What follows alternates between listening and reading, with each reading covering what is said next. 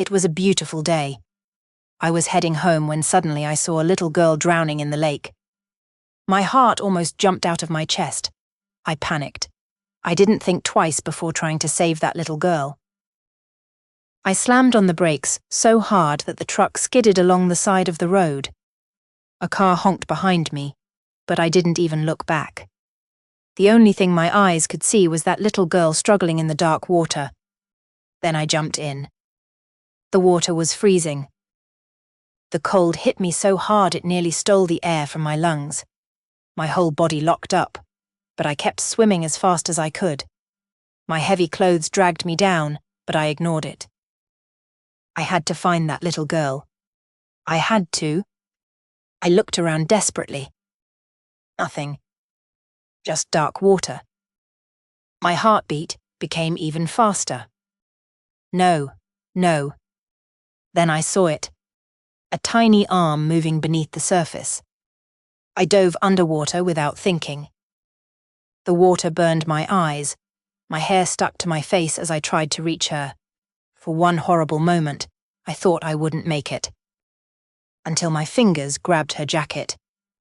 I held on tight. So tight. And pulled. The little girl was unconscious when I brought her back above the surface. Her head fell against my shoulder while I struggled to swim back to shore. It felt impossible. Every movement became heavier. My legs were starting to lose strength from the cold. But I kept going, because leaving that child behind was never an option. When I finally reached the shore, I almost collapsed beside her onto the wet ground. I couldn't stop coughing as I carefully pulled her out of the water. She wasn't moving. My heart froze. Hey, look at me, please. My hands were shaking so badly, I could barely keep them steady. I brushed the wet hair away from her face and realized she couldn't have been older than 7 years old. She was so small. Too small to be alone in that lake. Then I started chest compressions desperately. 1, 2, 3. Come on. My panic grew with every second. Until suddenly, she coughed up water. I almost cried right there. The little girl started coughing violently while trying to catch her breath. I immediately pulled her into my arms, trying to calm her down. It's okay. You're safe now. It's okay. She was trembling from the cold. And so was I. But at that moment, nothing mattered except the fact that she was alive. Then I heard footsteps running behind me. Fast footsteps. Emily. The man dropped to his knees beside us so fast that mud splashed across his pants. His hands trembled violently as he pulled the little girl into his arms. Oh my God. Emily, baby, look at me. The fear in his voice didn't sound normal. It sounded broken. Like he had already lost too much in his life and couldn't survive losing one more thing. The little girl coughed weakly against his chest, still shaking from the cold. And the moment he realized she was breathing, I saw tears fill his eyes. Real tears. He wrapped his arms around her so tightly it almost looked painful. Daddy, she whispered weakly. I'm here. His voice cracked completely. I looked away for a second, suddenly feeling like I was witnessing something too personal. The wind blew across the lake again, making my soaked clothes feel even colder. My entire body was shaking now, but adrenaline still kept me awake. The man finally looked back at me. Really looked at me. His breathing was still heavy, his chest rising and falling fast, but now there was something else in his eyes besides panic. Gratitude. Pure gratitude. You saved her. His voice came out almost like a whisper. I swallowed hard. She was drowning, I said quietly. I just reacted. But the way he stared at me made it feel like I had done far more than that. Emily suddenly reached one tiny hand toward me. She saved me, Daddy. Her small voice hit me harder than I expected. The man looked down at his daughter, then back at me again. And for some reason, that look made my heart start racing all over again. Up close, he looked even more handsome. Dark hair, sharp jawline, deep brown eyes filled with emotion. But there was sadness in those eyes too. The kind of sadness that doesn't disappear easily. The kind someone carries for years. You could have died jumping in there, he said softly. I gave a small shrug, trying to hide how nervous I suddenly felt under his gaze. She could have died too. For a second, neither of us said anything. The air between us felt strangely heavy. Intense.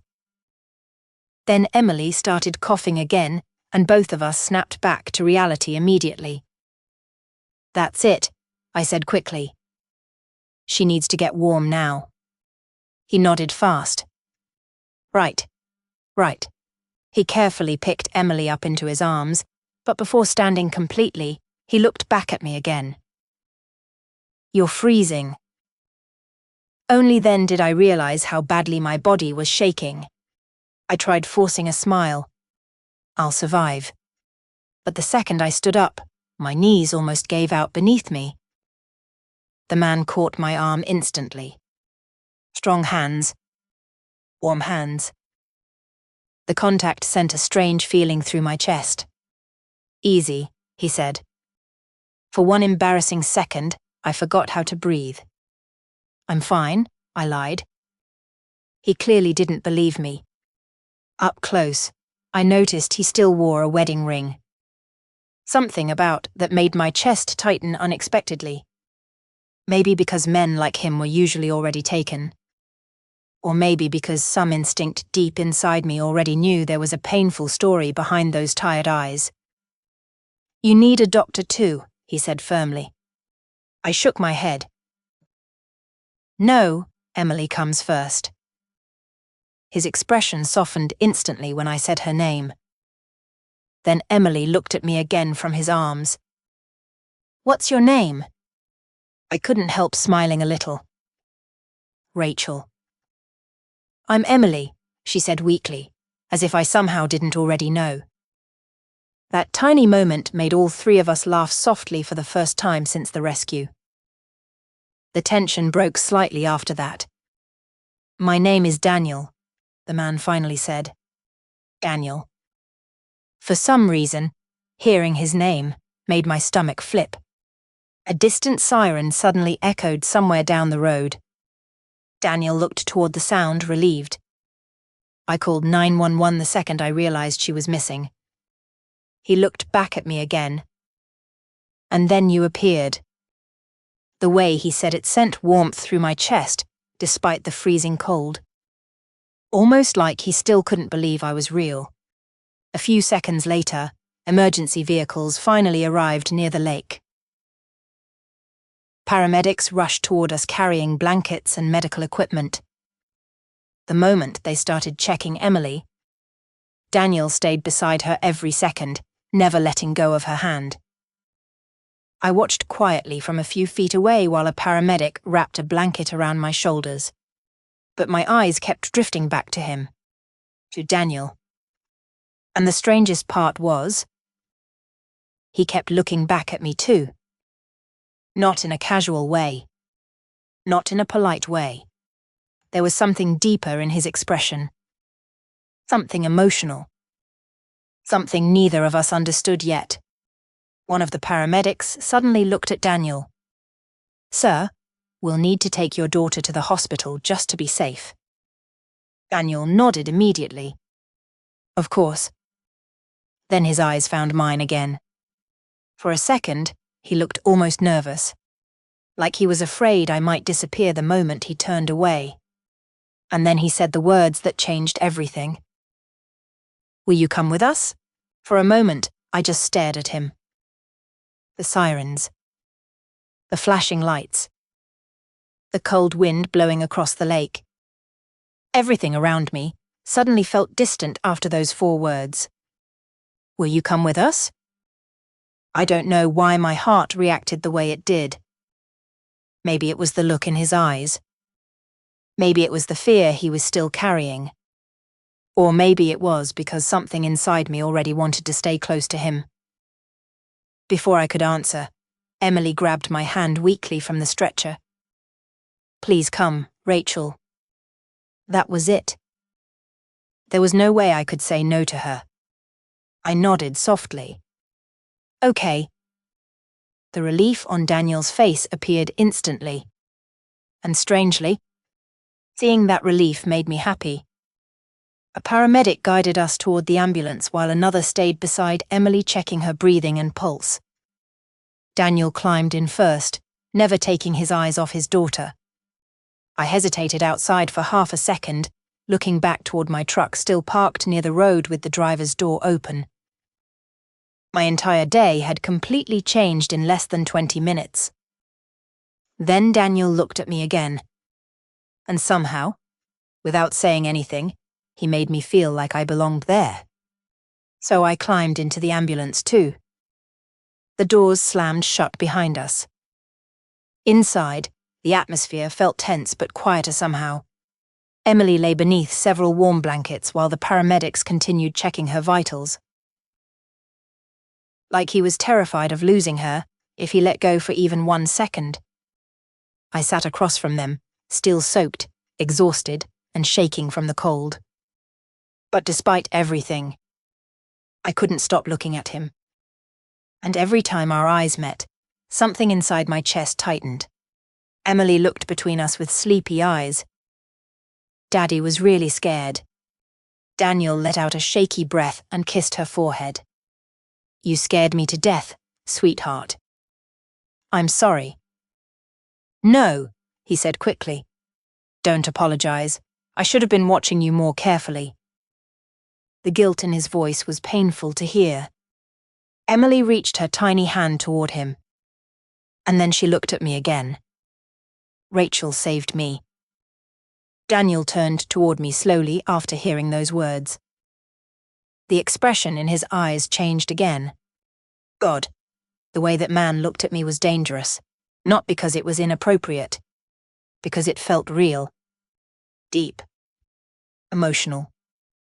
Like something inside him had shifted the moment he saw me holding his daughter beside that lake. I don't even know how to thank you, he said quietly. You already did. He frowned slightly. When? When Emily started breathing again. For the first time since I met him, I saw a faint smile appear on his face. And somehow, that smile made him even more attractive. Which honestly felt unfair. Because I was sitting there soaking wet, covered in mud, my hair completely ruined, and somehow this man still looked like he belonged on the cover of a magazine. But there was something else too.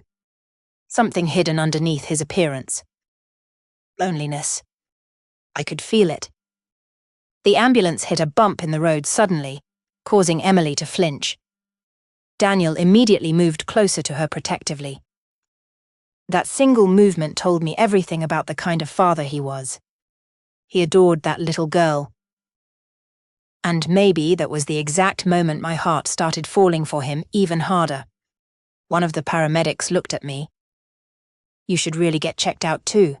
That water temperature was dangerously low. I'm okay, I answered automatically. Daniel looked at me immediately. No, you're not. Our eyes locked again. There was concern in his voice now. Real concern. And the strange part was, I wasn't used to anyone worrying about me. Not anymore. Life on the road changes people.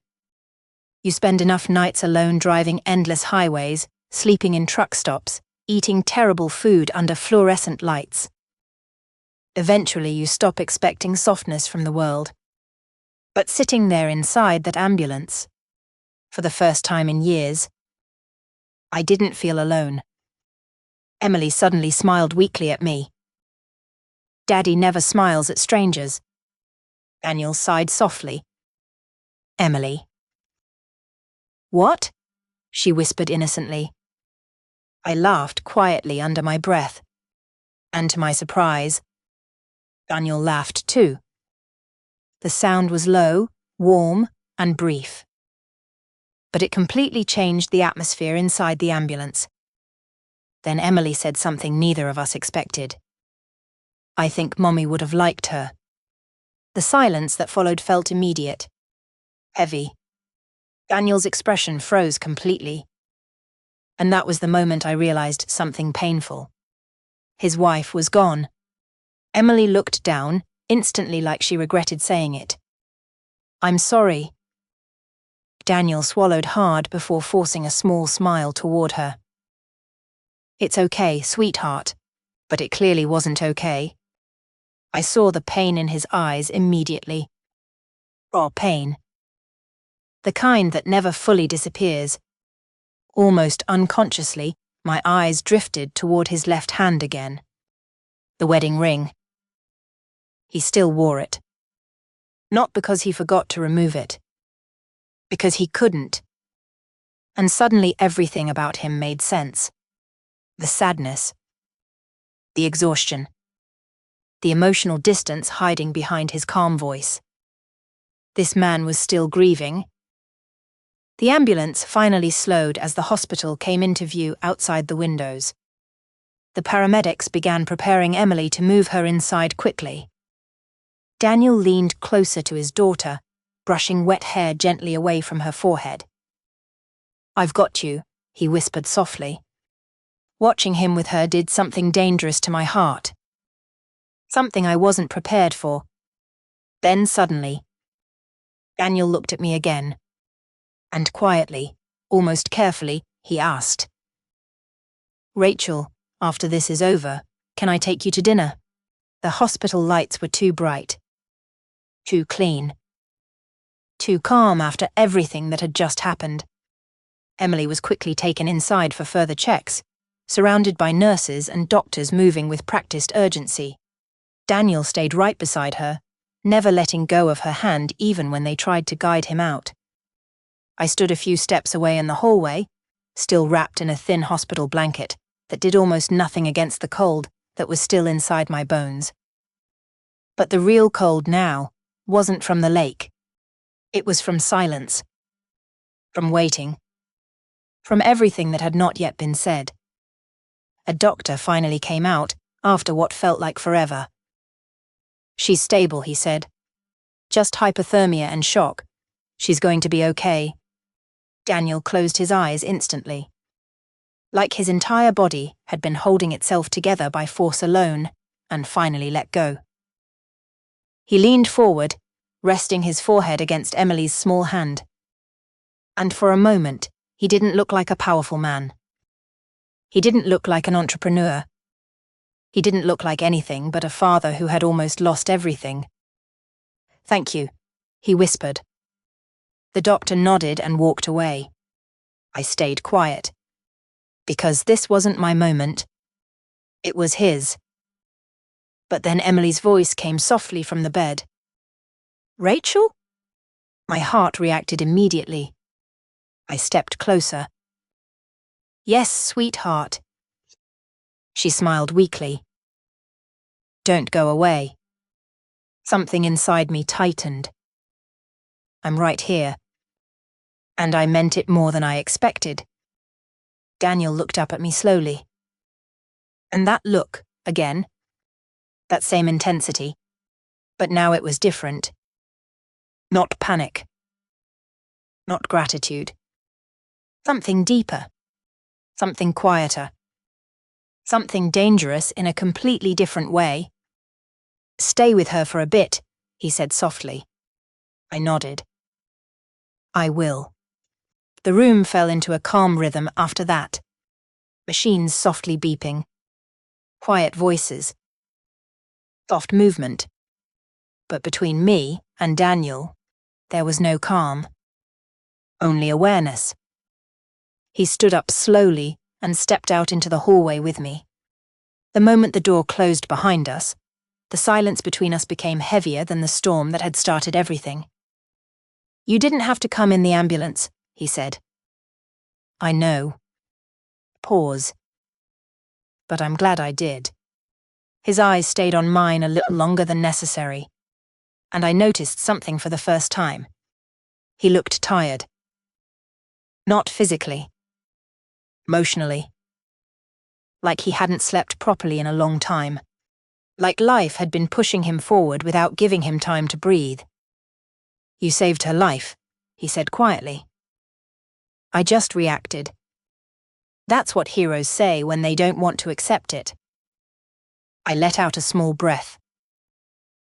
I'm not a hero. He didn't respond immediately. Instead, he just studied me. Like he was trying to understand something about me that didn't make sense yet. Then he spoke again, softer this time. You were shaking when I first saw you. I was freezing. No, he said gently, not from the water. That stopped me. My chest tightened slightly. He saw more than I expected. Too much.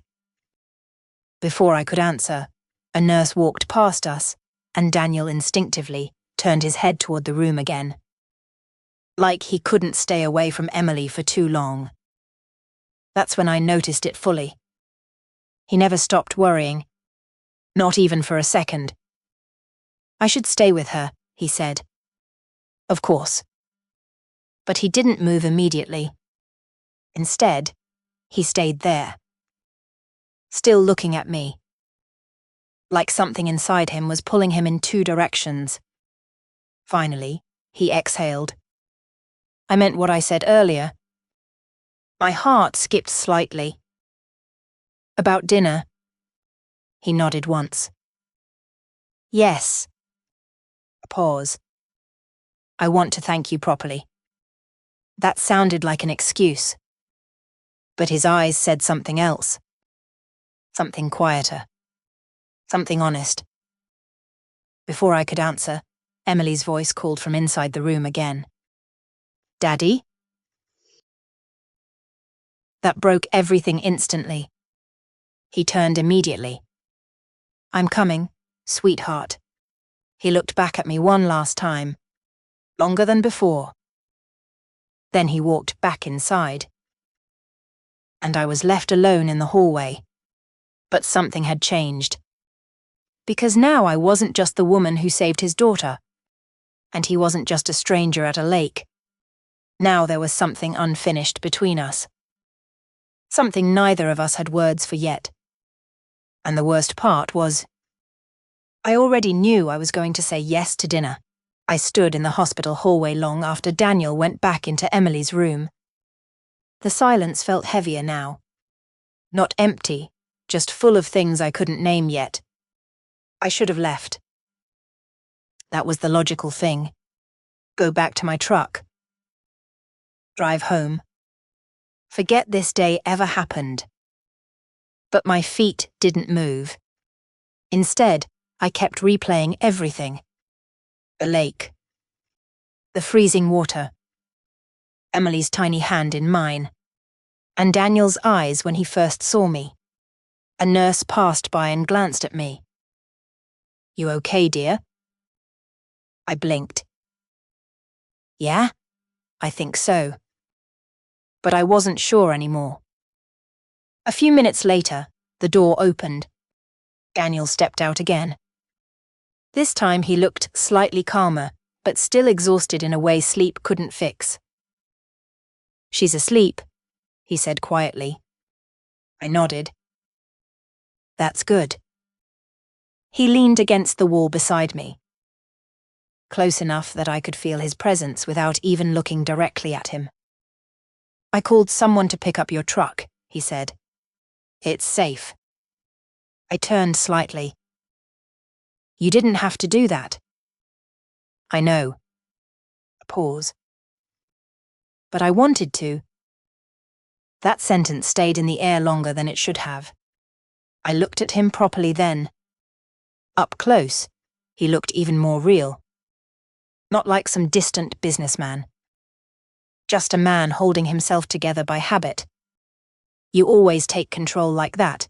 I asked softly. A faint breath of a laugh escaped him. Only when things are falling apart. That answer felt honest in a way that surprised me. I crossed my arms. You looked like you were going to break when you saw her in the water. His jaw tightened slightly. I was already broken before that. The words hit differently. I didn't respond immediately, because there was something in his voice that wasn't looking for sympathy. Just truth. After a moment, I asked quietly, "Your wife?" His eyes lowered. For a second, the hallway felt colder. "Car accident," he said simply. 2 years ago. No dramatic pause. No exaggeration. Just reality. I nodded slowly, not knowing what to say. Emily suddenly called from inside the room. "Daddy?" Daniel straightened instantly and stepped halfway toward the door. But then he stopped. Looked back at me. Like he was checking if I was still there. Still real. Then he went inside. I stayed again. Waiting. Thinking I should stop waiting. But I didn't. When he came back out, his expression had changed again. Softer. Less guarded. "She wants to see you," he said. My stomach tightened. "Me?" He nodded. "Come to the right place for the rights. She keeps asking if you're still here." I hesitated. "Are you sure?" Something flickered in his eyes. Almost like relief. "Yes." I followed him inside. The room was dimmer now. Emily was lying in bed, wrapped in blankets, her face still pale but calmer. The moment she saw me, she smiled. "Rachel." I walked closer. "Hey, sweetheart." She looked at me seriously. "You didn't leave?" "No," I said softly. "I'm still here." That seemed to make her happy. She turned her head slightly toward Daniel. "I told you she wouldn't leave." Daniel sighed under his breath, almost smiling. "You were right." I noticed the way he looked at her. Like she was the only stable thing in his world. Emily reached out again. I took her small hand carefully, and she squeezed it with surprising strength for a child who had almost drowned hours ago. "Daddy says you're brave," she said. I glanced at him. He didn't deny it. Just watched quietly. "I just did what anyone would do," I said. Emily shook her head. "No. Daddy says most people don't jump into freezing water." That made me look back at Daniel again. This time, his gaze didn't move away. It held mine. Longer than before. And something inside that silence shifted. Not loud. Not obvious. But real. Emily yawned softly. A nurse came in, gently checking her vitals again. "Let her rest now," she said. Daniel nodded immediately. He leaned down, kissed Emily's forehead, and whispered, "I'm right outside." She smiled sleepily. Then her eyes closed again. We stepped back into the hallway. And this time, neither of us spoke right away. Until Daniel finally said, "I still want to take you to dinner." I looked at him. And this time, I didn't hesitate. "Okay." A beat of silence. His expression changed slightly, like he hadn't expected it to be that simple. "Okay," he repeated. I nodded once. "Okay." And for the first time since the lake, he actually smiled. The restaurant was quiet. Too quiet for how loud my thoughts were. I almost didn't come. But I did. Daniel was already there when I arrived, sitting near the window, his posture straight but his eyes distant, like he wasn't fully in the room. When he saw me, he stood up immediately. Rachel. Just my name. But it felt different coming from him. Hey, I said softly. We sat down. For a few seconds, neither of us spoke. It felt like we were both trying to understand why this felt so natural. Finally, he broke the silence. Emily asked about you again. I smiled slightly. She's a strong kid. He nodded. Stronger than me sometimes. That surprised me. You don't seem weak, I said. He gave a short breath, almost a laugh. I've been surviving more than living for a while. That honesty hit deeper than expected. A waiter came and left quickly. Silence returned. But it wasn't uncomfortable. It was loaded. You didn't have to say yes to dinner, he said suddenly. I looked at him. I know. Then why did you? I hesitated. Because the truth felt dangerous. I don't know, I admitted. His eyes stayed on mine, and for a moment, neither of us looked away. Then he spoke quietly. When I saw you holding her by the lake, I thought I was dreaming. My chest tightened. Why? Because people don't usually show up like that in my life. That sentence stayed between us. I looked down at my hands. Your life sounds lonely.